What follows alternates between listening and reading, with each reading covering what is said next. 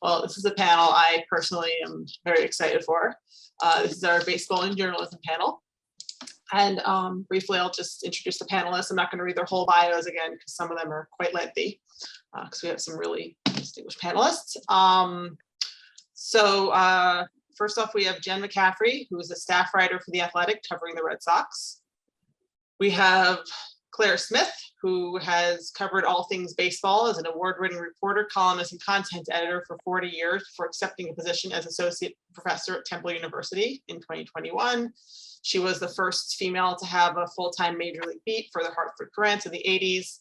And she was also the first female recipient of the Baseball Writers Association Career Excellence Award. And then we have Shaquille Taylor, who is the deputy senior content editor for Tribune since 2022, who also writes a lot about sports and culture she wrote for Baseball Prospectus. Our moderator is Melissa Isaacson, who is an assistant professor at Medill School of Journalism, teaching undergraduate and graduate courses in writing, reporting, and sports reporting. She was a sports writer for more than 30 years, named among the 20 most influential women in Chicago sports media by the Chicago Tribune in 2022, and worked most recently for ESPN. That said, Missy, I'm going to hand it over to you. Everyone, please, again, turn off your video and microphones during the panel and put your questions in the chat. Well, hi, everybody. Thanks so much for being here. I'm honored to be here with the panelists today. I've met some of you. I certainly know all of you, and I'm thrilled to do this. So thank you for having me. There's so many directions we could go to. I think being our panelists, and I said, I'm going to spray all fields, not to be too cliche, but there's really a lot of different directions we could go. But I feel somewhat compelled to start with the fact that the 50th anniversary of Title IX is this year. Not that it specifically pertains to our discussion necessarily, but it does, I think, probably pertain to all of us and kind of how we got here, and maybe it doesn't for you, but I'd be interested in how it all began for all of you in terms of, did you play baseball or softball? Was it more a love of playing or more a love of watching that sort of drew you to the sport and got you here? So don't let Title IX affect your answer, but it may be a reference point. So whoever wants to jump in would be great. I'll go ahead. Hi, everyone. And I think I started playing baseball before I was a fan. It was a neighborhood game for me. Kids in my neighborhood would just get out in the street and play. And so for me, women have always been able to play. And so Title IX is tremendous in that, right? Like women having access to the sport. And maybe that's why because there were no boys on my street, it was all girls. Maybe that's why we got out in the street and, and we played ball without any reservation whatsoever. And that definitely started my love of baseball, just hanging with the girls. That's so great to hear. Yeah. Jen, or Claire? Yeah, sure. I'll go next. Thanks for having me. Yeah, I guess it was a little bit of a mix for me. I grew up playing softball. I was terrible, but I watched a lot of baseball with my dad and grandpa growing up. So really, I think a combination of the two really kind of grew my love for the game. I just can remember so many days like sitting on our family room floor watching the games with them, and then playing throughout high school, but dwindling playing days because again I wasn't the best player on the team by any means, but I don't know, I think it was a combination of the two that really made me fall in love with the game, and still to this day. Hi, Claire. Oops, muted. There we go. I'm probably representing the pre Title IX generations twice removed. So I would say I'm from the club where you watched your brothers play and you became a fan, because there really was no outlet to play baseball and very few outlets to play softball. So I just grew up with a love of the game, watching, and combining that with a love of writing when I finally figured out what I wanted to do. But I absolutely adored the game for as long as I can remember, thanks to Jackie Robinson and his biggest fan, Rachel. Aside from Rachel, his biggest fan was my mother. So I just heard about Jackie and the Dodgers my whole life. Yeah, I mean, this question kind of might overlap a tad, but I mean, it's baseball's such a romantic kind of sport, and it inspires in so many Americans, I think, this deep, almost emotional attachment to it, maybe more than any other. And so, you know, I'm wondering what it is today still, and it's hard when you work and you're grinding all the time, to step back and remember sometimes. I know this from experience, you know, why you love the game. What is it about baseball that obviously all the people who are with us today have a love for the sport, or else they probably wouldn't be here. So what is it, I'm curious about this sport for the three of you, that makes it such a great and emotional and kind of poetic almost experience? I think for me, it's the stories. I love that baseball is a game of stories. Every time something big happens in the sport, it adds a new story. There's something there. I'm a big reader, and I think that's the romance of the game, is there's always a story. There's always something to tell. There's something to pass down. There's something to connect to, pretty much every night. And now that I'm working, you know, full time, just on sports in general, I appreciate it a little more actually when I get free time to just kind of sit and either listen to or watch a game. I'm really getting into baseball on the radio. And that's I don't have to work. I'm not being sent, you know, to an arena or whatever for any particular sporting event. I'm just chilling, and it's the stories that keep me coming back. I believe that when the late Bart Giamatti, commissioner of baseball, said baseball is designed to break your heart, I would change that just a little bit and say baseball is designed to win your heart, because you're never just locked into the present when you're watching a baseball game. You have all of its history kind of coursing through your veins, through your mind, and through your heart. It's relatable.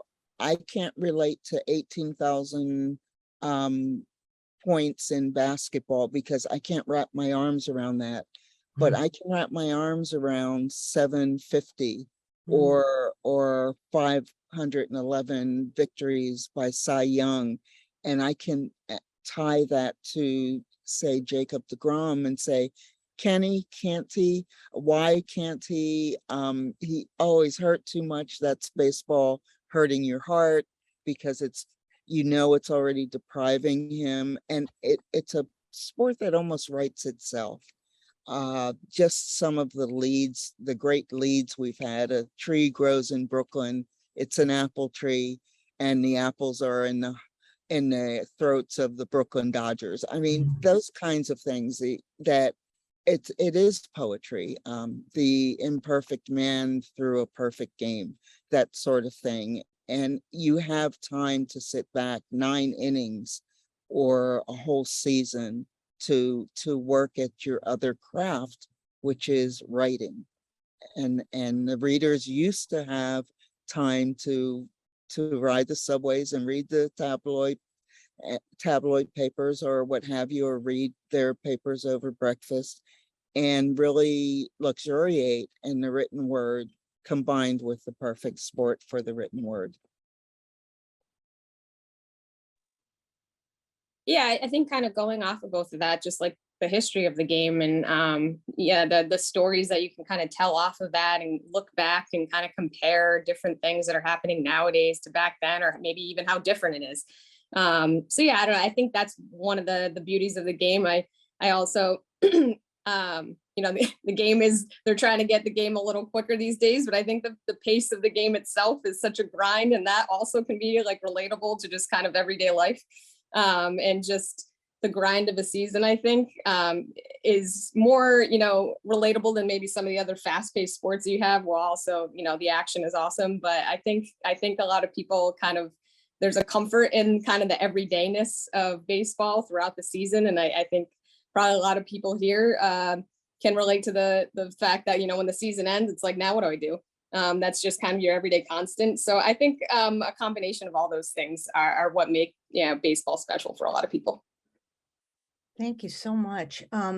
Claire, you've made the point that baseball's mirrored American society, but in many ways it was ahead of American society. And I'm wondering if you can elaborate for our audience and maybe bring us back to those early years that you had as a baseball writer and some impactful moments. And of course, I'm thinking of one particular night in Wrigley Field that maybe some people are not familiar with, but it's so great to hear. Well, this is also the anniversaries are coming fast and furious, but we just celebrated the 75th anniversary of Jackie Robinson being brought in by the Brooklyn Dodgers and integrating the modern game, becoming the first African-American in the 20th century to play. That happened in 1947. The civil rights movement in the country didn't take hold until the early 1960s, where there were finally victories along those paths. And the one statement that really jumps out at you is Martin Luther King putting into a letter to Jackie Robinson saying there wouldn't have been a Martin Luther King Jr. without Jackie Robinson. If you think about it, if you think in terms of the what ifs, what if Jackie and Branch Rickey's grand experiment, bold move failed? Or if the people who opposed it, the players who were trying to organize boycotts, the cities that locked their doors on the hotels and restaurants had won, how far would we have been removed from the civil rights movement? It might not have happened in the 70s. It might not have happened by the 80s because this one man had this boulder on his back to make it work. That's what I mean, way ahead of its time. He was more than just a baseball player. He was a political activist. He was a civil rights activist. He broke barriers post-baseball in business. Rachel, same way. Rachel was just a pioneer. She should, in my mind, be on Mount Rushmore. But the fight never stops. It moves. It's like a whack-a-mole. First, you fight for the rights of Blacks not only to sit in the dugout, but in the press box. Wendell Smith had to sit in the stands. He was not allowed in the press box. When you think of the signs in the press box that were there the day that I walked in at Shea Stadium, no women or children allowed in the press box. And it's always a different fight, but in many ways, it's the same fight for equality, for equity, for just doing the things that our Constitution swears it stands for. Well, thank you so much, Claire. I've heard you speak and I've listened, and it never gets old in any way. And I thank you for reminding us of Jackie Robinson's role. And it just needs to be repeated and drilled in all the time, especially today. You touched on the women in the locker room. And of course we have anytime we gather women journalists, sometimes some of us cringe a bit at having to talk about it still. But I think, again, as we gather and talk today, it seems to me like the issue of women in the locker room, if it didn't begin with baseball, I think it seemed to take off in the public's consciousness anyway, with baseball and Melissa Lutke's suit in 78. Of course, a little bit of background, Lutke was a young reporter for Sports Illustrated, barred from the Yankees clubhouse during the World Series in 77, and her lawsuit, which was Melissa Lutke and Time Inc. versus Bowie Kuhn, Commissioner of Baseball, on the grounds that her 14th Amendment rights were violated, resulted in a victory for Lutke and all of us with the district court in New York, the Southern District in New York, which said that her fundamental right to pursue a career was violated based on her sex. So I'm getting to my question. Obviously, Claire, you had the unfortunate experience, which it was sort of a whole different thing that you can maybe touch on with the Padres. But I'm wondering how the panel has seen this issue evolve and how you find the current climate for female journalists in baseball today. And not anybody, yeah. Did you want me to Yeah, speak? Claire, maybe you could start because you give us some really good history with, you started out with the no women or children, which is just like so, just like it just gives me a little chill through my body. Yeah. Or the word stag on our annual baseball writers banquet in New York for years and years after. It wasn't a stag party anymore. But in 84, I started in 82 and worked in the American League, which was head above heels, the more accepting league, because its president, Lee McPhail, said if you have a credential, you have access to all of the American League clubhouses. That was not the case in the National League. It was a laissez-faire situation. If the club wanted to ban you, the club could ban you, and everybody else would go merrily along with 12 different sets of rules, if you will. So I ran into one of the clubs that chose to ban women. I ran into the San Diego Padres in 1984 playoffs. I was over there because our Boston Red Sox writer drew the long straw and had the privilege of covering the American League playoffs. I ran into opposition as soon as I went in spite of having a letter from the league saying, postseason, these are our clubhouses, not the individual clubs' locker rooms. So you have the credential, you will be admitted. And I was found that to be just the opposite. I was pushed out, literally, figuratively thrown out of the clubhouse after game 1 of the championship series in 84 at Wrigley Field. It was a horrible experience because, as you all know, your peers really support you, but they need to do their jobs. So they're not going to march out and protest. They're not going to accompany you in real time. They will come to your aid. They will write the letters. The association will gear up and go after the league after the fact. But when you're the one person standing in the awful 19th century tunnels under Wrigley Field trying to figure out how you're going to write a game story after having had hands put on you, pushed out, cursed by some of the players, and Dick Williams basically growling, "That's right, you're not allowed in here," in body and spirit, and the general manager just kind of shrugging. It's the loneliest feeling in the world. And it would have, you know how you can sense those periods where your career can go sideways and you can say, I don't need this.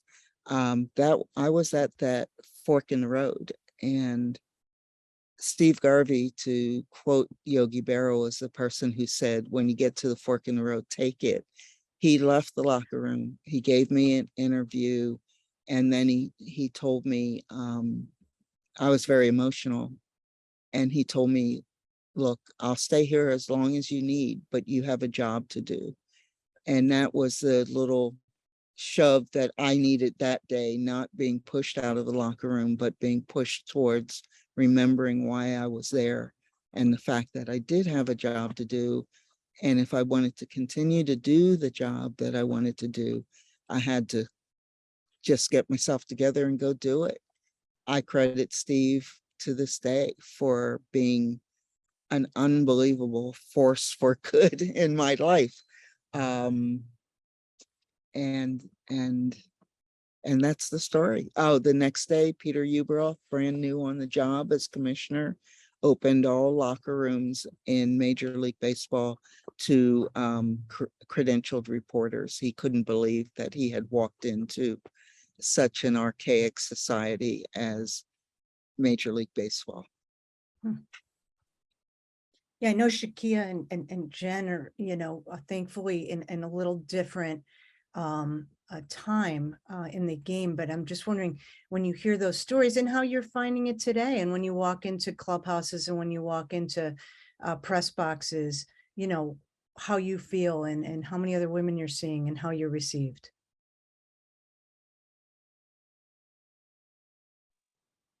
Yeah, I mean, there's obviously no doubt we wouldn't be here without Claire, without Melissa, without so many other women who just went through so much to make what we do possible today. So yeah, the gratitude, you can never really express that. So thank you, Claire, for sharing that. Again, I know you've shared it so many times over the years, but it's never any less impactful anytime you hear that story. Yeah, I think we've made a lot of strides since then, but I also think there are still things that come up. And we've seen things in recent years where women still have to deal with things that our male colleagues don't have to. I think there's always going to be room for improvement and room for growth, but it is encouraging and good to see a lot more women around on a consistent basis, and just seeing women, not only reporters, but working for the teams and on the PR departments. And I think that's also important too, in keeping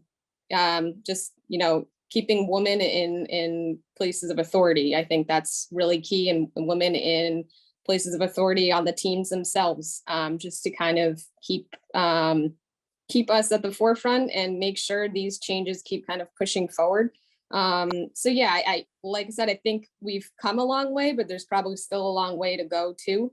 I can't imagine what it was like back in the 80s, the 90s, even honestly, 15, 20 years ago. So I think, yeah, I'm extremely grateful for all the strides we've made, but just some of the stories that have come out over the past, year plus, whether it was in Houston or elsewhere, that women are still dealing with, and are brave enough to come forward and speak about too, I think, sheds a light on some of the things that are still happening, because I think people didn't hear about it.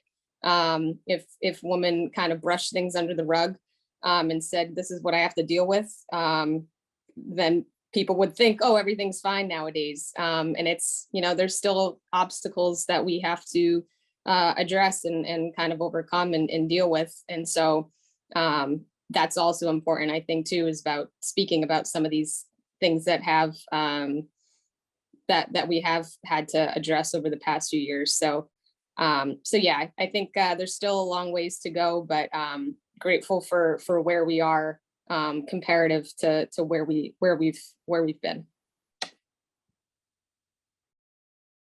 Shakeia, any thoughts on how you feel? And I know you are not covering baseball as a beat, but you certainly are around baseball every day and all the time. And so maybe it's even, just as interesting, if not more so, to get your perspective when you dip into different clubhouses or different situations, how and we're going to talk more about people in front offices, but yeah, just your personal experience. So far, I would say, like, there are still, there's a few women, not very many, obviously, still very outnumbered. And so I do get a strong sense of camaraderie from them, but I still am in the minority in that I'm usually the only Black woman. And so that is another, that's another layer to it all, right? Like, it's so great to be around other women. And I think when we uplift women, we also have to consider, being intersectional and, bringing up more women of color in particular, because a lot of the stuff that's happened, it's more so bringing women into environments that are toxic, but not changing the environment itself, right? Like that. And so I think there's a lot of things, like Jenn was saying, there's still a ways to go. But my experience has been pretty okay. Some players have actually told me, that I'm the first woman of color they've talked to about baseball. And so I would like that to not, be a thing for a long time, right? Like, I mean, but otherwise it's been a relatively positive experience, but the women are the ones who have definitely wrapped me up and show me around and, introduce me to people. So I'm grateful for that level of camaraderie. Well, thanks for bringing up such an important point. To follow up off that, and maybe Claire will have thoughts as well, that I think often, back to Title IX for a second, sometimes we're celebrating or just observing things that are, this is happening with compliance, this is happening with participation numbers with women in sports. And then we're like, oh, but wait, women of color and girls of color, those stats are still terrible, still shocking. And so when you talk about that there still aren't enough, you walk in, you don't see other Black women, you don't see women of color. What would you, and Claire specifically maybe, and certainly Jenn, weigh in, on why you think that is, and is it just simply a case of little girls not seeing themselves, or what do you think it is, you guys?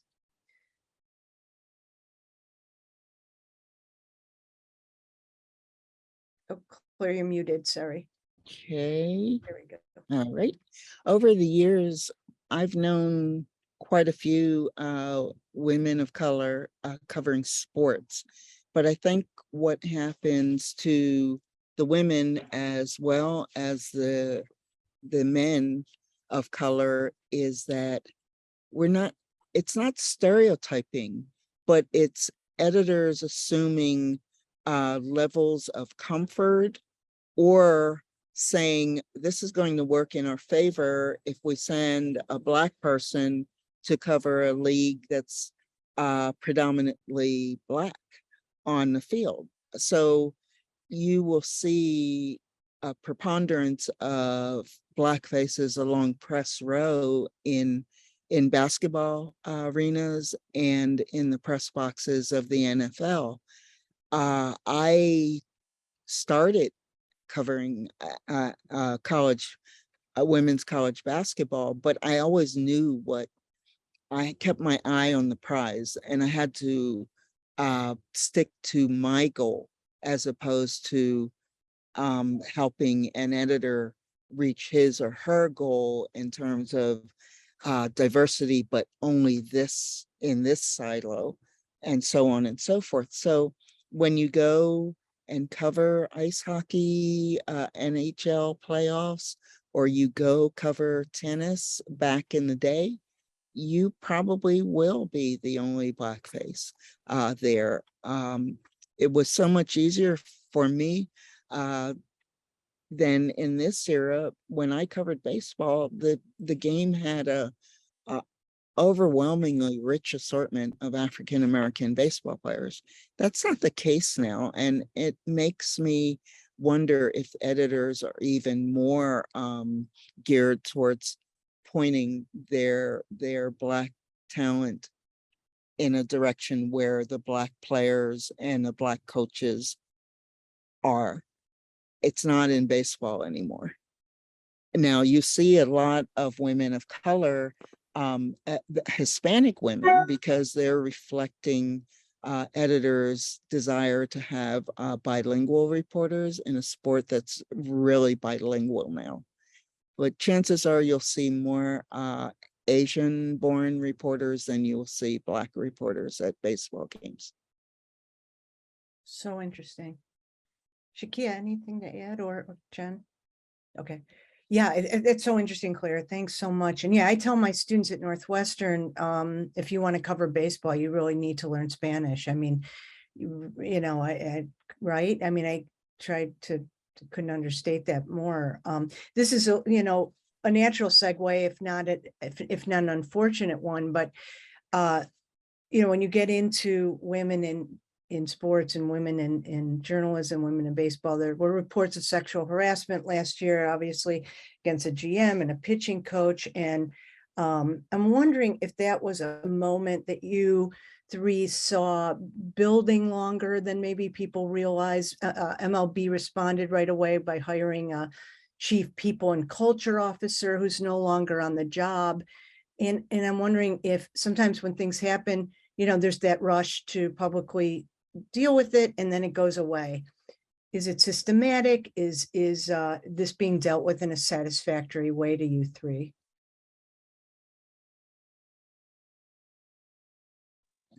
I'm Yeah. not on the job anymore, so I'm going to turn the floor over to the brave women who still are. Yeah, I was just gonna say, yes and no. Like you mentioned, I think there is sort of that rush to let's do something when something happens. And I think the league has done a little bit more recently of trying to educate teams and players and staff of, it sounds like so ridiculous to say to educate them about appropriate behavior, because like, what the hell are we doing? Like, obviously you shouldn't be doing this. Like, where are we in society that it's like a man sends these texts or acts this way and thinks that it's fine. So, I mean, I feel weird saying that it's, you know, good on MLB for educating these people to not be bad guys. But if that's a starting point, I guess we have to take one step at a time. Yeah, I mean, you definitely know there are certain things kind of, you've heard about things or, you know, certain things, certain teams or certain players or things like that, that you've heard about or are curious if there's you know what's actually happening there. But yeah, I think there's still people across the league, agents, just in general, that it's still an issue. And I wish I could say that, you know, those were isolated incidents, but I honestly, unfortunately, wouldn't be surprised if, you know, there are more in the future. I hope there aren't. But I think it's just also emblematic of society. You see women being abused and, you know, taken advantage of in every facet of society. So I don't think baseball's any different. I will say, you know, I've been covering the Red Sox for 8 or 9 years at this point. There have been a few minor incidents of, you know, inappropriate language or, you know, behavior, and the Red Sox have very much taken strict action, and those people are actually no longer with the team anymore. I think my male colleagues really stuck up for me and kind of spoke up for me when I wasn't sure if is this a thing I should talk to someone about or not. And they were very, you know, adamant about speaking up for me when I was young in my career and not sure if I should just deal with it, as a lot of us, I think, have heard that phrase over the years. So yeah, I think certain teams and certain people are very good about taking action when things do crop up. I'm not going to sit here and say that something isn't going to happen in the future, because again, I think we just have a long way to go as society and how we treat women. Yeah, hopefully we're getting better in that sense, but yeah, it's a slow process.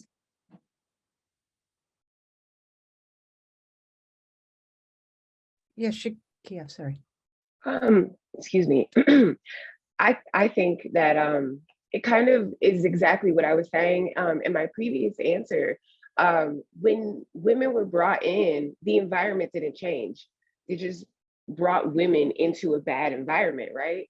And I think what we're seeing is just years and years of not changing the environment, not making sure that the people who are, working for teams or, in the press box are people who are going to exhibit high character at all times.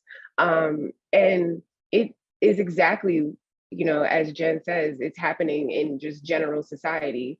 Everything that happens in general society is happening in sport. It just feels so much bigger in sport because it's a smaller group of people. And when the stories come out, I first feel for the women involved. It is a truly uncomfortable feeling for someone to say or do something that violates a boundary, especially in a professional setting. And there's like a fear to it, right? Like, do I say something? Will I lose my job? And this person continues to be, around other people and they are fully respected. That's always my first thought, is for the women in these situations. Like, I appreciate, what it takes to speak out or speak up, but I also think about how hard that has to be, and then how you feel like your colleagues may be looking at you. So I think about that. I also think about how the messages that are sent to men and women as kids are different. So we are fully creating this environment, so I don't know, sorry, I got like really upset there for a moment. But it's just such a terrible situation to be in. And whenever, like I said, whenever stories come out, I think about the women first. And I hope that things change. I hope that more people start sticking up for, others. I think when you receive that sort of behavior, when you're on the receiving end of that sort of behavior, it means the world for someone else to step in, to intercede, to say something. You feel like someone saw you, as opposed to just seeing what happened.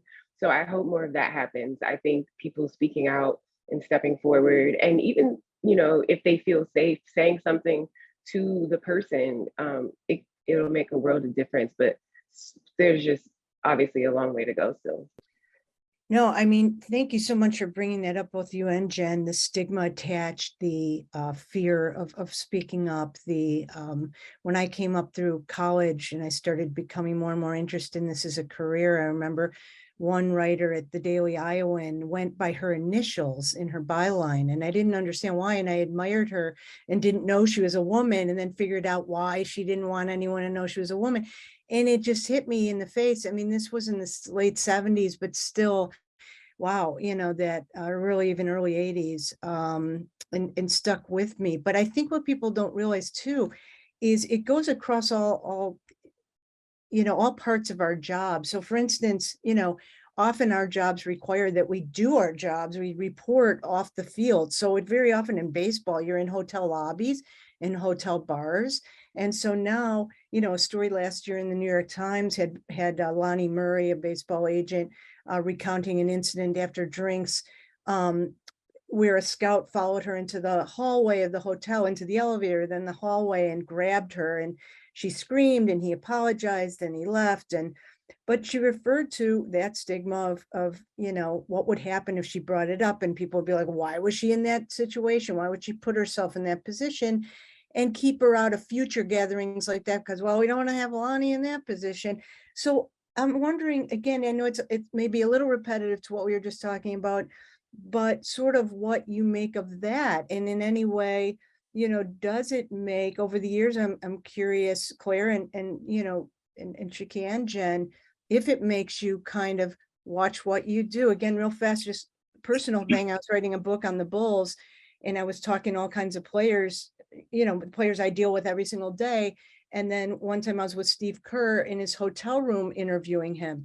And I walked out, and Bill Cartwright, the center on the Bulls team at the time, took me aside and he goes, don't do that. And I said, don't do what? And he goes, don't go in a man's hotel room. I go, it's Steve Curry. So nice. Like, what? You know, and he said, no, because the other guys will see that. And so I remember, and I never did again. And I was young and I just didn't think it through. And why should I really? But, you know, that's what, sorry to go on and on. But if you guys could pick it up from there, I'd appreciate it. I'll jump in for a second. My father told me when I was on the brink of becoming a professional anything, starting a career, he said, you're always going to have to prove what you're not before you prove what you are. And there are so many assumptions. Some of them I think have died along the side of the road, but the assumptions initially were not good ones as to why we were doing what we were doing. We're husband shopping, we were women of the night, we were this or that. So you always had to watch what you wore, how you approached, where you were. If you cover Billy Martin and the Yankees, you had to be in the hotel bar, even if you didn't drink. And I didn't drink, but you had, that's where the stories were. You had to be in the lobby. You had to always be people watching. To tell you the truth, young ladies, I don't know how you do it in 2022 when there's another huge, humongous elephant in the room called social media, because it's designed to chew you up and spit you out. It will repeat these assumptions over and over and over and over again, and in some cases put your lives very much in danger. If you happen to write, well, the Eagles lost the game and they deserved it, I'm a columnist and I can write that, and all of a sudden you become public enemy number one, and they will go after you. The bots come after you. I admire you for living in this era. When I started, the only allies you had in it, this tenuous allyship, the only ones were your peers, the players, and the coaches or managers. If the players, coaches, and managers determined this will not happen in our clubhouse. I was fortunate. The Yankees had established that as a platform. Nothing like that will happen in the clubhouse. Didn't mean that it couldn't happen if you were out alone or you were at dinner and a drunken player or a coach or whatever felt free to say or do anything he wanted to. Even the comments were just so hurtful. Oh, did you get some last night? Did this, that, and the other? Or sitting on the bus listening, team bus, listening to players talk about each other's wives. It was so frat house immature stuff. And it was shocking then in '82, and it would shock me now. I just don't understand why certain things are allowed if you're a man or a boy or a tween or whatever, and it doesn't occur to women to act the same way.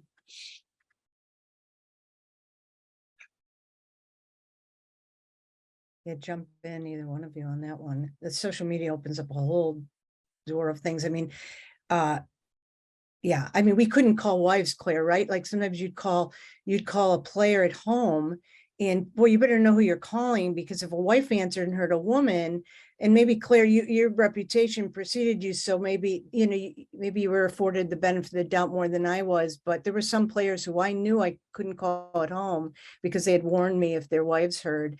And I talked to Megan Montemuro, the Cubs beat writer for the Tribune, and she was telling me on a slightly different note, anytime a new player comes in or a new front office executive, right away she's like, what have you heard about this guy? Is this guy jerk? Did you? Oh, I heard he's terrible. Men don't have to do that. Maybe they have to. Is he a good talker or whatever? But jerk, we know the code for jerk.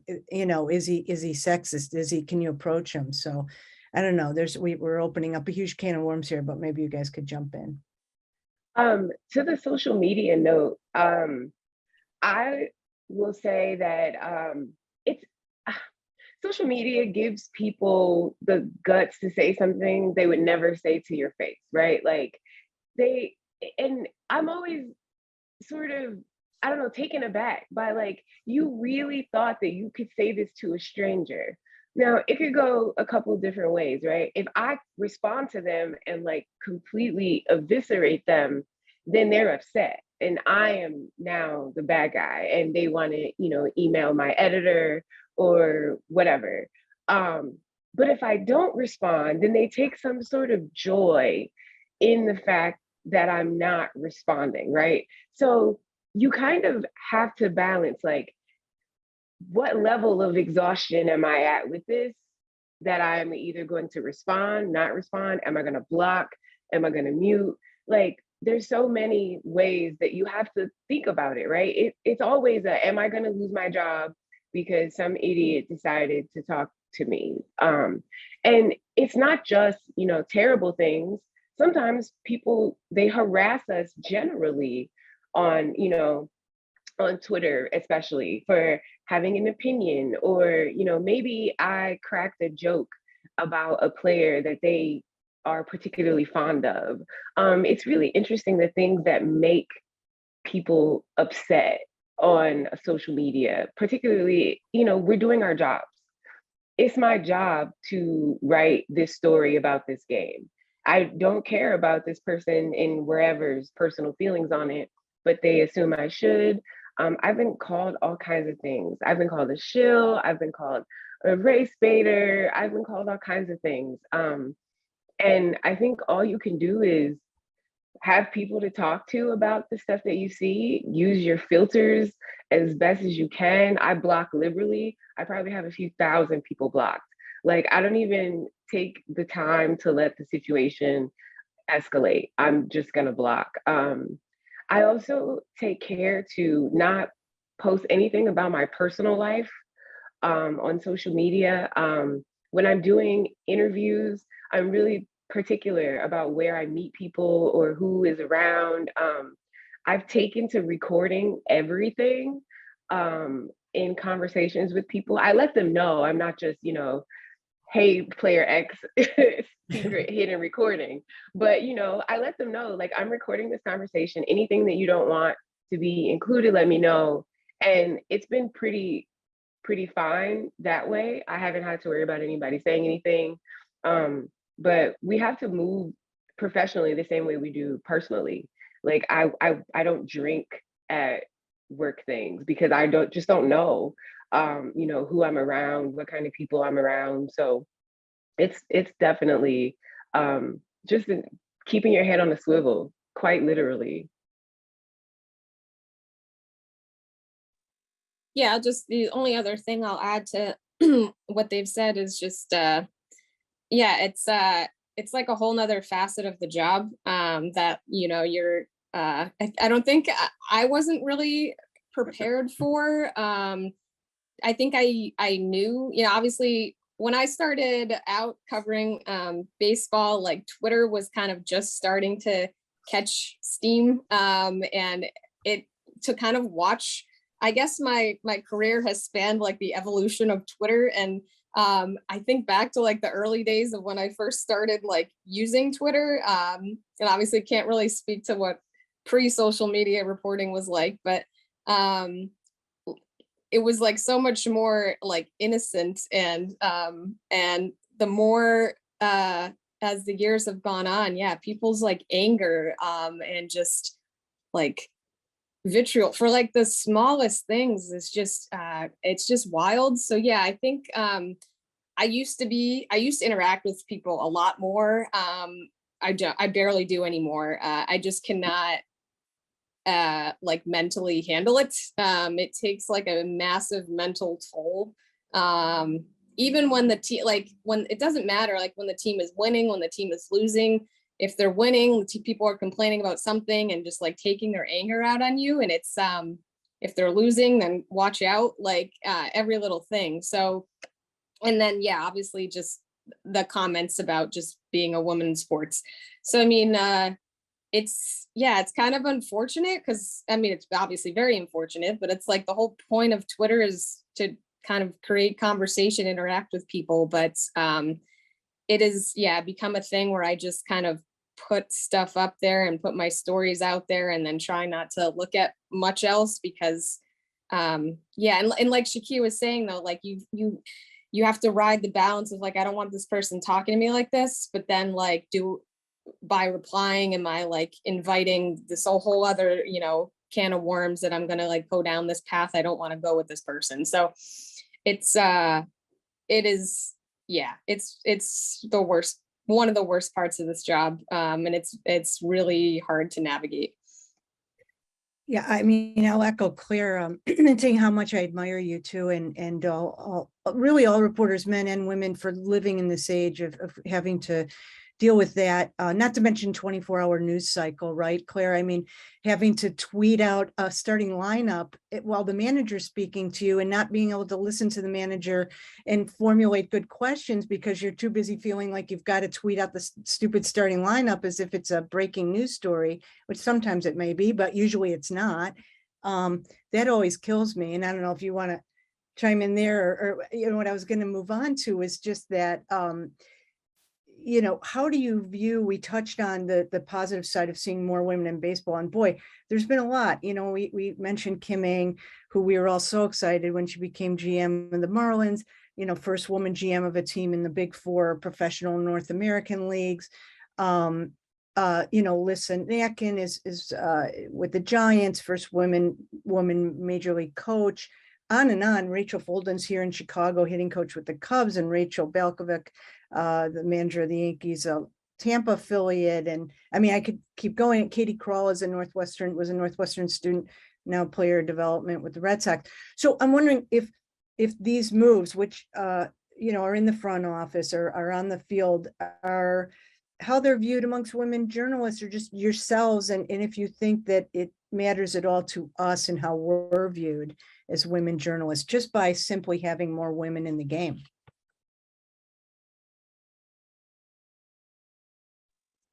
Yeah, I think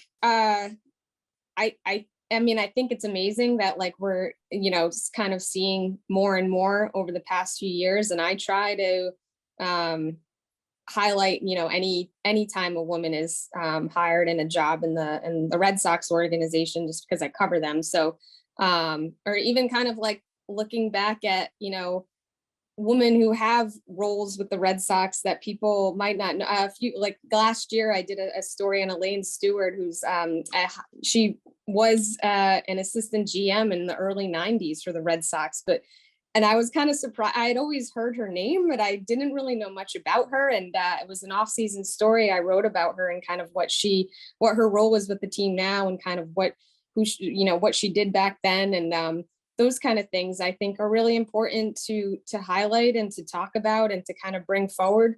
Raquel Ferrer is a GM with the Red Sox right now. So, I mean, always trying to, you know, obviously talk with her on a daily basis, just because, you know, she's part of the decision-making process here. But yeah, Katie Krall, when she was hired with the Red Sox, Bianca Smith, when she was hired by the Red Sox, I feel like they're all, I think it's really important to write about and speak about these roles so that it becomes more of a,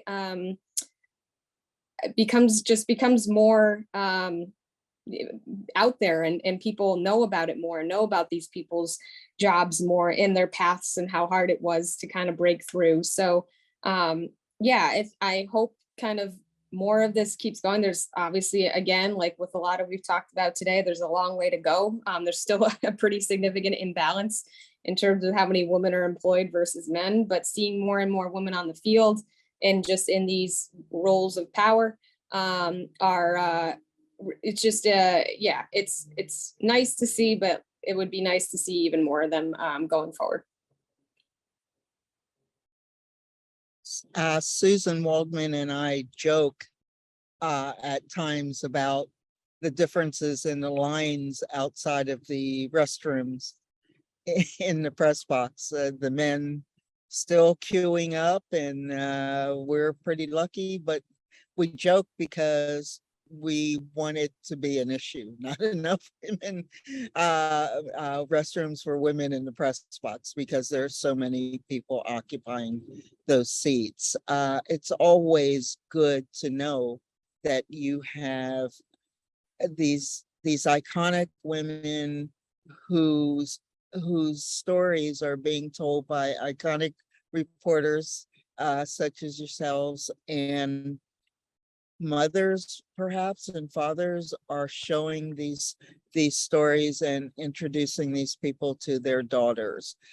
I was really struck the other day watching Venus versus the 9 for 9 on ESPN, and how John McEnroe admitted that he was really opposed to equal pay for the women. We played more sets, we blah, blah, blah. And then he became a father of 4 girls, and his whole perspective changed. And now he's just couldn't be more for that issue. It's not an issue anymore at the majors, but how just girl dads change things. Girl moms change things, and you all change the filters, how this information is getting to them. It's not just balls and strikes. It's not just the guys who are fighting the fight and climbing up through the ranks and getting to be on a major league field. It's women too, and it's always been women there as important backdrops to all these careers. And I can't help but think of Rachel Robinson and how she and Larry Doby's wife in 47 were the people that comforted their husbands and kept them going and protected their children and fought the fights that weren't between the white lines, and get a lot of credit, but not enough credit. And it's up to us to tell their stories as well.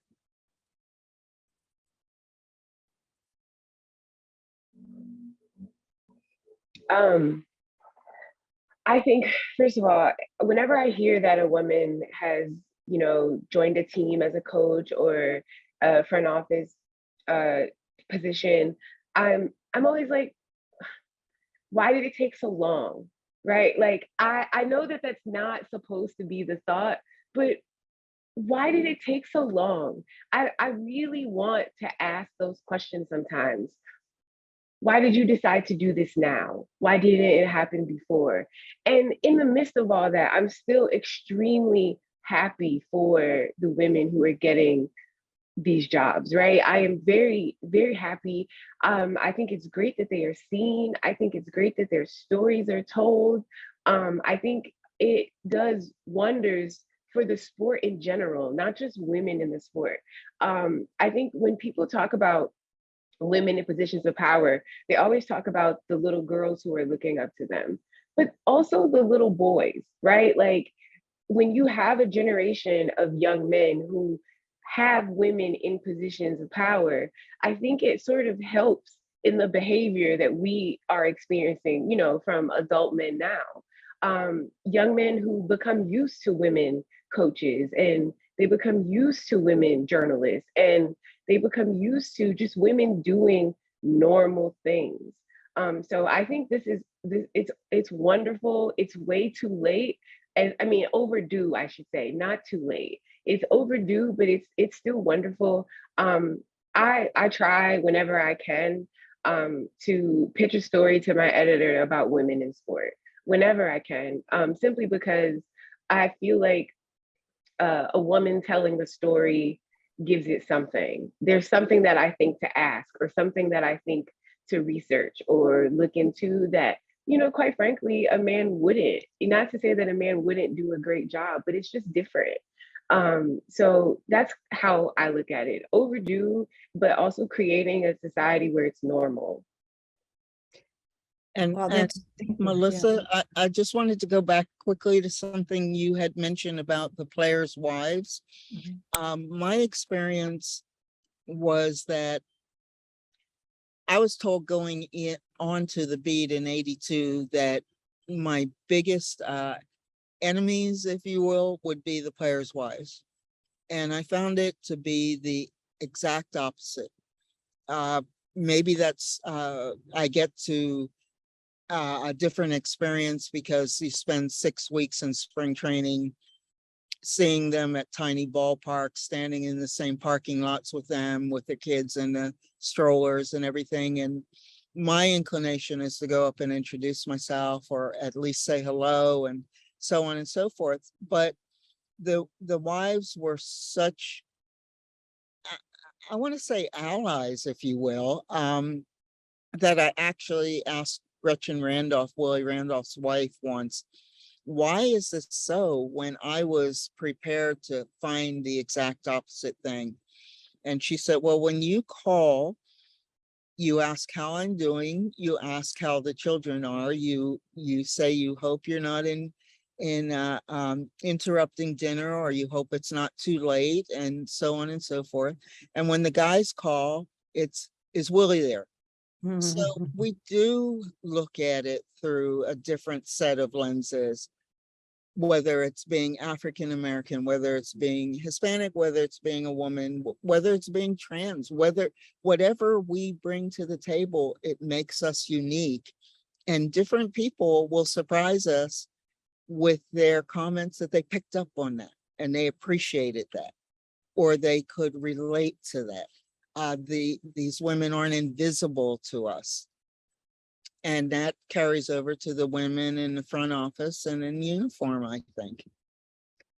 Well, I think that's so true. We do have advantages, like everyone that we bring to, you see a player. I used to see say, Brian Urlacher, who was a Bears player. And, if I saw a picture of his daughter in his locker, I would say, like, potty training, right? Because I was a mother of a young kids then too. And so, yeah, that wouldn't probably be something that a man would ask. And then suddenly their guard comes down a little bit. So you use what you've got.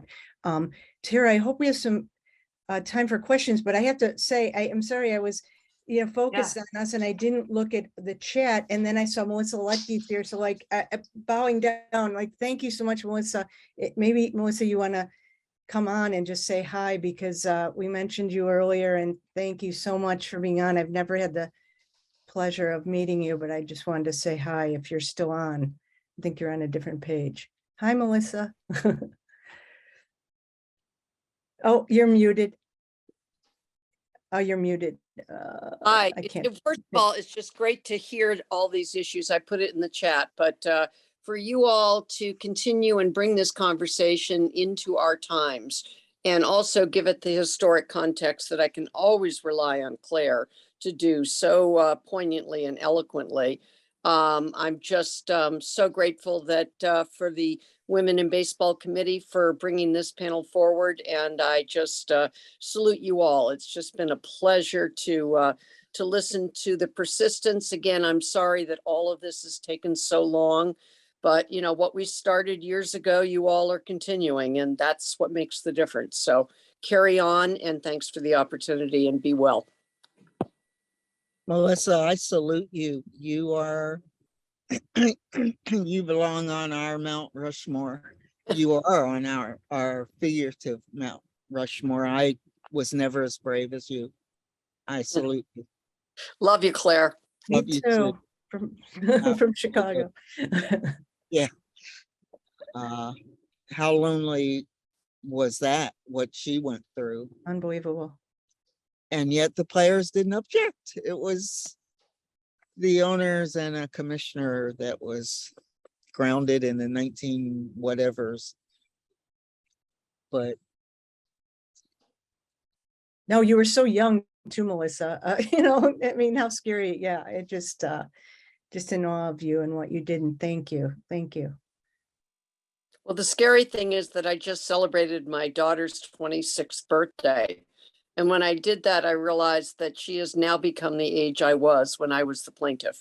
So that is a little bit an awakening moment. So anyway, thank you. Tara, I know you is this, do we have a few minutes or no? Yeah, we do. We We'll get to have the- about 7 minutes or so. but we have lunch after this, so if it goes a little long, it probably isn't the worst thing. So, yeah, I mean, I guess, do you want to start with audience questions? Or do you have?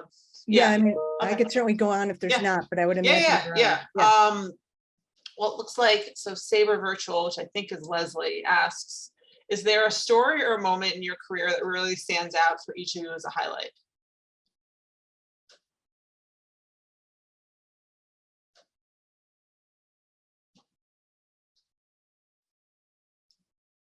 Deep thought here.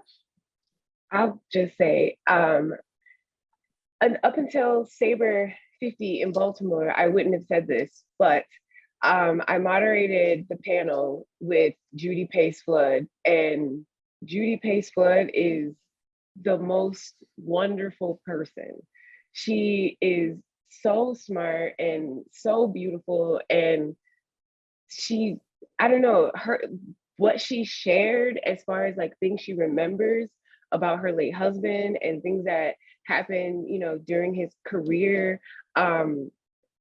I don't know, I can't even explain it. I'm talking about it and it happened like a month ago. Like, so I don't know, just tremendous. And I've been able to stay in touch with her since then, so it feels like I have my own little piece of baseball history that I get to like text message.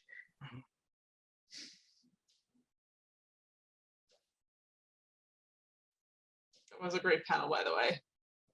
Great panel.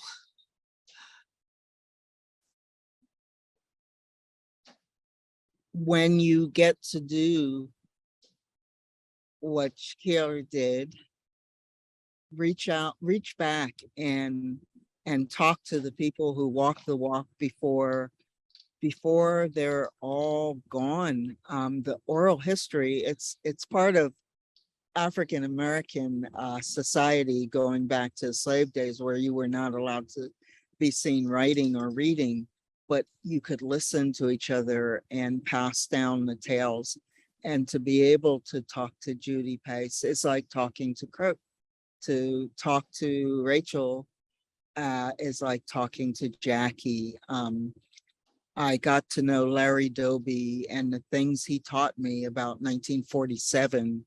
I will treasure forever. Negro leaguers, the first Asian players, the first women coaches, if you will. Those stories the coaches are young, obviously, so I'm not putting them in their graves, but it's so important just to listen and absorb and then pass on this invaluable information. My greatest memory always will be going to Cuba and seeing the Tampa Bay Rays play the Cuban national team. President Obama was on a trip, and how he was attempting to open relations with Cuba, how grateful the Cubans were, the wait staffs and the hotel and everything. Once they heard you were from America, they would just almost cry. They were so happy and so welcoming and wanting to be our friends and to know America and have America know their country. I will never forget that experience.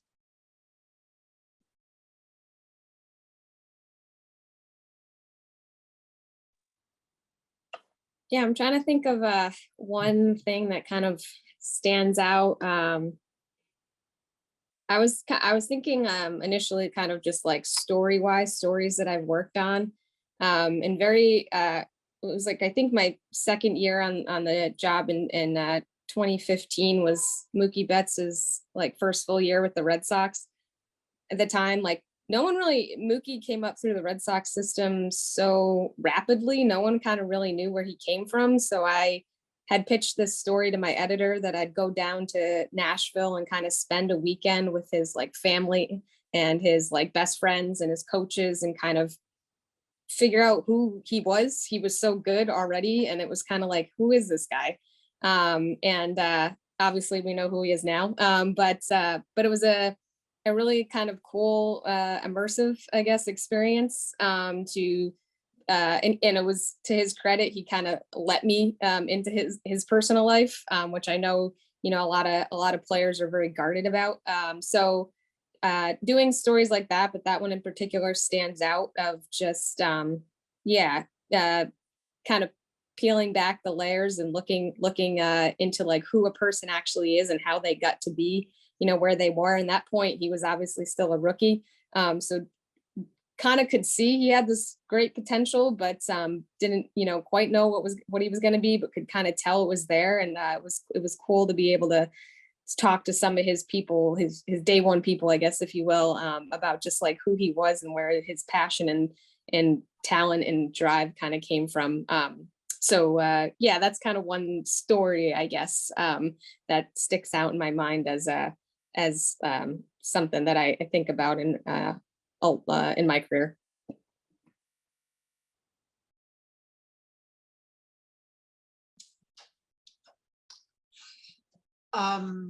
We also have a question from Meredith. Do you have any contact with women sports photographers covering your team, and what is your perspective on their experiences or challenges?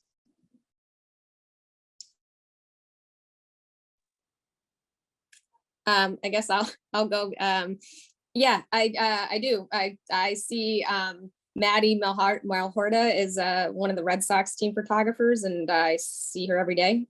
So yeah, we're always kind of chatting and just yeah, talking about the weirdness of the job. And photographers have such a hard job of not only just like lugging everything around, but being in the right place at the right time. I'm always marveling at kind of how she does her job and how she sees things. And every photographer sees things visually. As a writer, you know, we're creating things with words and kind of sitting down and thinking about things. But as a photographer, a videographer, like the visual aspects of the game are like so important as well to getting that out to people. And all her photos are, you know, on the Red Sox social media. And I think she does stuff in general for MLB.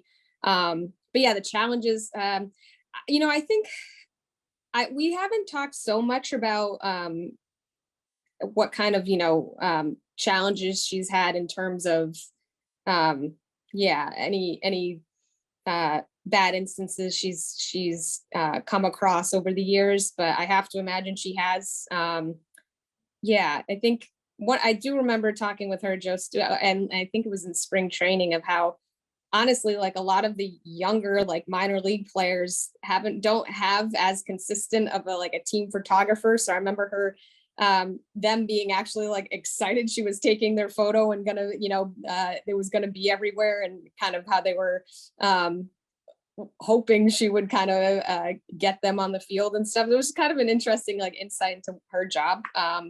But yeah, they have a crazy tough job and definitely don't get as much credit or just yeah, as much of a spotlight as they should. And they're what we see kind of the game is thanks to them and some of the cool images they get and just interactions, and some of their photos are stories that we look into. So yeah, team, like any kind of team photographer or any, you know, videographer, anybody in that kind of aspect of the game is those jobs are really awesome.